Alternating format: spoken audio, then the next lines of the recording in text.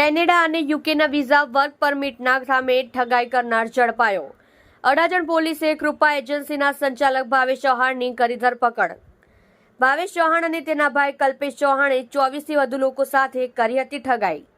UK અને કેનેડાના student visa તેમજ વર્ક પરમિટના નામે 36 લાખથી વધુની કરી હતી ઠગાઈ।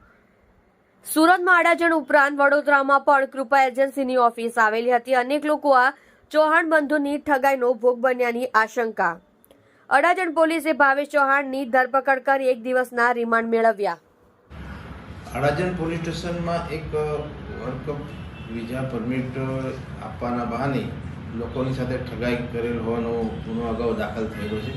એની અંદર અગાઉ આરોપી કલ્પેશ અરવિંદભાઈ ચૌહાણ નાઓને અટક કરેલ છે। આ કામના ફરિયાદી સાથે એ લોકોએ 6 લાખ રૂપિયા જેટલા માતબર રકમ લઈ અને એમને વર્ક પરમિટ આપવાની બાંહેધરી આપેલ અને વર્ક પરમિટ આપેલને કેનેડા જવાનું હતું એમને, એટલે આ અંગેનો ગુનો દાખલ થયેલ છે। અને બીજા સાહેદો સાથે પણ આ લોકોએ આ રીતના ચીટિંગ કરેલી છે, જેમાં કુલ 38 લાખ રૂપિયા જેટલાનું આ લોકોએ છેતરપિંડી વિશ્વાસઘાત કરેલ હોવાની ફરિયાદ દાખલ થયેલી હતી, જેની અંદર એક બીજો આરોપી ભાવેશ અરવિંદભાઈ ચૌહાણ નાઓને અટક કરવામાં આવેલ છે અને એમના રિમાન્ડ પણ લેવામાં આવે છે। હાલમાં એની તપાસ ચાલુ છે। આ આરોપી અગાઉ બરોડા સિટીમાં પણ પકડાયેલા હોવાની હકીકત જાણવા મળે છે।